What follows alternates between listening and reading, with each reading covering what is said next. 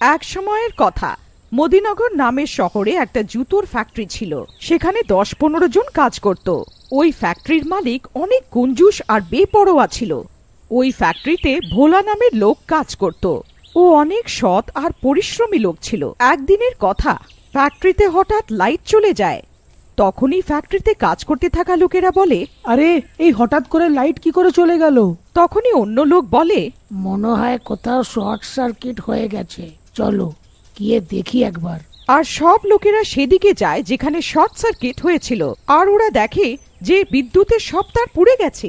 তখনই লাইট চলে যায় আর ভোলা বলে, চলো এই বিষয়ে মালিকের সাথে গিয়ে কথা বলি। ফ্যাক্টরির সব লোকেরা মালিকের কাছে গিয়ে বলে, মালিক, ফ্যাক্টরির তার খারাপ হয়ে যাওয়ার কারণে কারেন্ট চলে গেছে।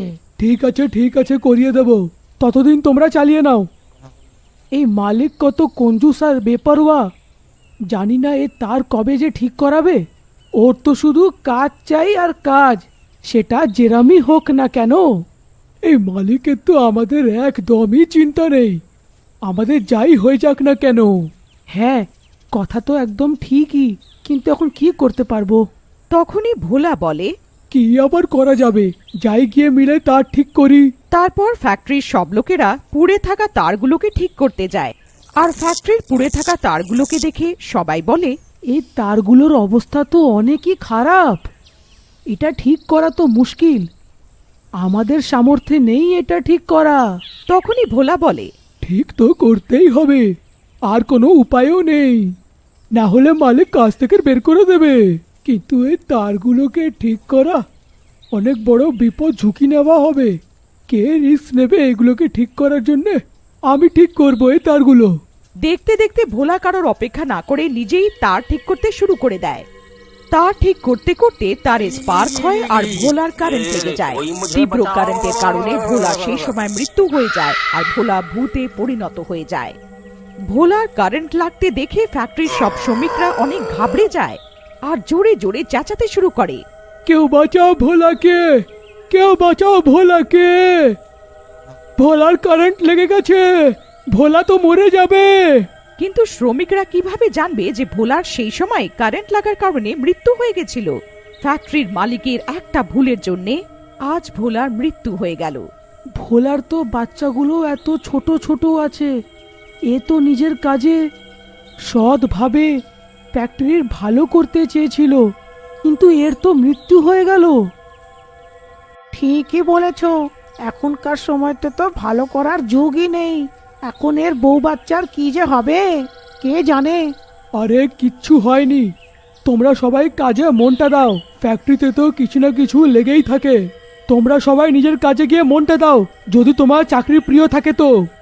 মালিক সব শ্রমিকদের বুকে তাড়িয়ে দেয় আর ভোলার স্ত্রীকে ৫,০০০ টাকা দিয়ে দেয়।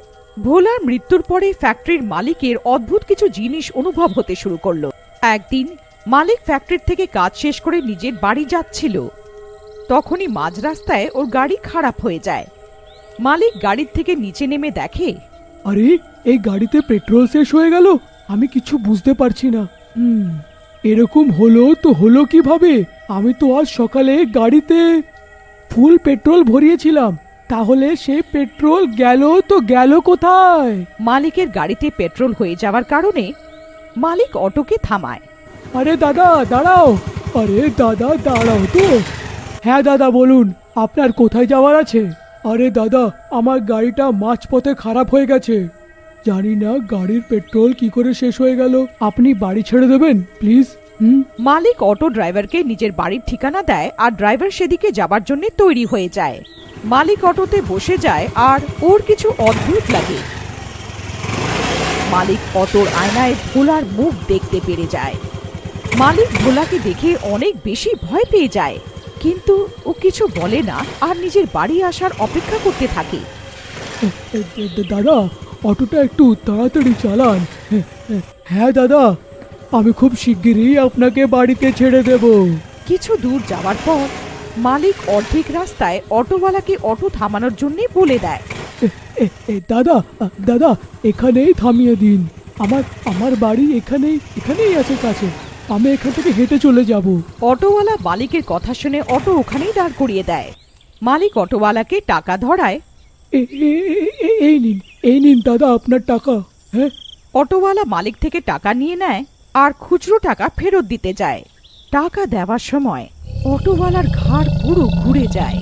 এইটা দেখে মালিক আরো বেশি ঘাবড়ে যায় আর নিজের টাকা ছেড়ে ওখান থেকে পালিয়ে যায়। আরে ভূত আছে এখানে, কেউ বাঁচাও আমাকে, কেউ বাঁচাও আমাকে। ফ্যাক্টরি মালিক দৌড়াতে দৌড়াতে সোজা নিজের বাড়ি পৌঁছে যায় আর ও নিজের ঘরের দরজা অনেক জোরে জোরে ঠকঠক করতে শুরু করে আর বলে, রামু শিগগিরই দরজাটা খোল, রামু শিগগিরই দরজা খোল। রামু রামু তুই শিগগিরই দরজাটা বন্ধ করে দে, তাড়াতাড়ি দরজা বন্ধ কর। কি হয়েছে মালিক, আপনি এত ঘাবড়িয়ে আছেন কেন? কিচ্ছু না, কিচ্ছু না, আমার আবার কি হবে, আমি একদম ঠিক আছি। তুমি তুমি একটা কাজ করো, শিগগিরই আমার জন্য খাবার বেড়ে দাও, আমার খুব ঘুম পেয়েছে, আমি একটু শুতে চাই। আর যেই রামু মালিকের জন্য খাবার আনতে যায় তখনই ভোলার ভূত রামুর শরীরের ভেতরে ঢুকে যায়। তখনই মালিক রামুকে ডাকে। আরে রামু, রামু কোথায় রয়ে গেলি, তাড়াতাড়ি খাবারটা বাড়। তখনই রামু ভয়ানক আওয়াজে বলে, এখনই আসছে মালিক। আর রামু মালিকের জন্য খাবার বাড়ে। রামু, রামু এ কি, তুমি শুধু রুটিই এনেছো, তরকারি কোথায়? আমি কি শুধু রুটিই খাবো নাকি? যাও তরকারি নিয়ে এসো। রামু রান্নাঘর থেকে সবজি আনতে যায় ও তরকারি এনে মালিককে খাবার জন্য দেয়। তখনই মালিক চেঁচিয়ে রেগে, এটা কিরকম মস্করা, তরকারির জায়গায় রক্ত। না মালিক, এটা তরকারি, মন দিয়ে দেখুন, আমি তরকারি এনেছি। মালিক তরকারির জায়গায় রক্ত দেখতে পায় আর ও খাবার না খেয়ে ঘরে চলে যায়। তারপর ওর ঘুম এসে যায়। কিছুক্ষণ পরে ঘরের লাইট চলে যায় আর ও রামুকে ডাক দেয়। রামু, রামু শিগগিরই আয়, আর দেখ ঘরের কারেন্ট চলে গেছে। মালিক রামুকে ডাক দেয় কিন্তু ভোলার ভূত রামুকে অঘোর ঘুমে ঘুম পাড়িয়ে দেয়। আর ও মালিকের ঘরে যায় আর বলে, কি হয়েছে মালিক? দেখতে পাচ্ছিস না নাকি ঘরের কারেন্ট চলে গেছে? যা গিয়ে দেখ। হ্যাঁ মালিক, এখনই দেখছি। ভূত মালিককে বলে যে মালিক লাইট জ্বলছে না। রামু, তোর দ্বারা একটা কাজও ঠিক করে হয় না, হাট যা, আমি ঠিক করছি লাইট। আর মালিক লাইট ঠিক করতে শুরু করে।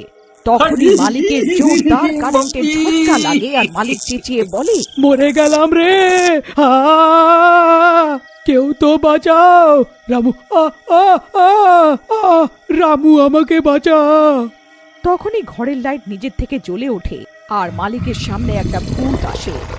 মালিক ভূতকে দেখে ভয় পেয়ে যায় আর চেঁচায়, বাবা বাবা, ভূত ভূত ভূত। তখনই ভূত মালিককে ধরে বিদ্যুতের তারের কাছে নিয়ে যায়। তখনই মালিক বলে, আমাকে ছেড়ে দাও, আমাকে ছেড়ে দাও, আমাকে মেরো না, আমাকে মেরো না, আমাকে কারেন্ট লাগিও না, কারেন্ট লাগিও না।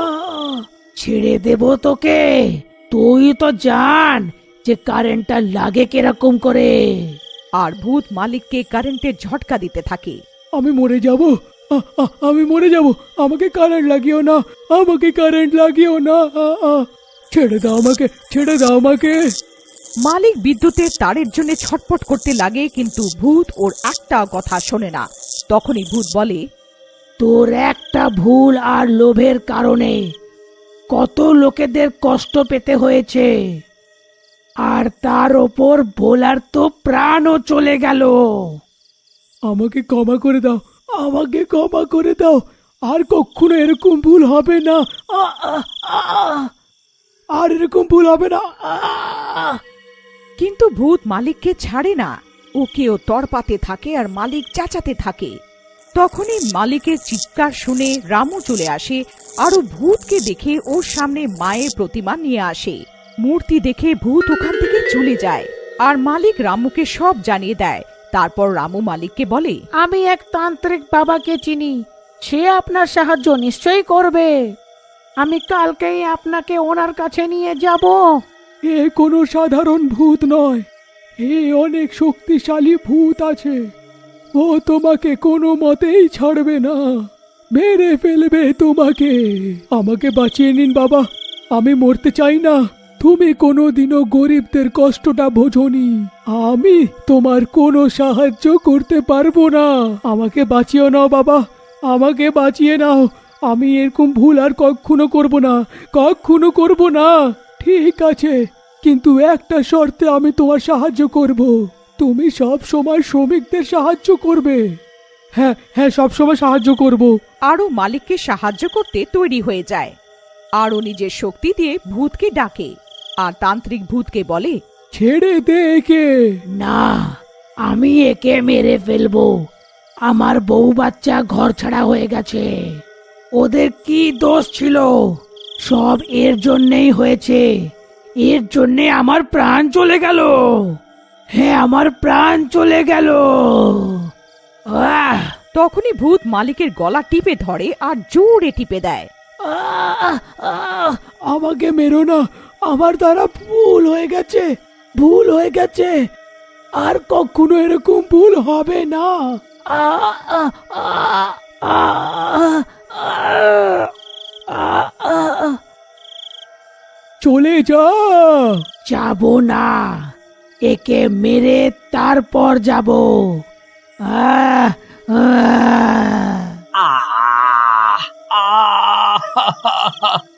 আমাকে ক্ষমা করে দাও। আমি কোনো লোককে আর বিরক্ত করব না, আর ওনাদের কোনো কষ্ট দেব না। আহ! বাবা, বাবা। কিন্তু ভূত মালিকের একটাও কথা শোনে না আর ওর গলা টিপতে থাকে।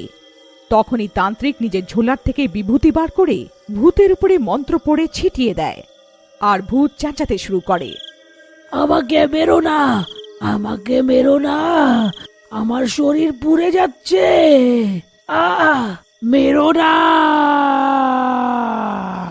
আর এটা বলতে বলতে ভূত পুড়ে ভস্ম হয়ে যায় আর মালিকও ভালো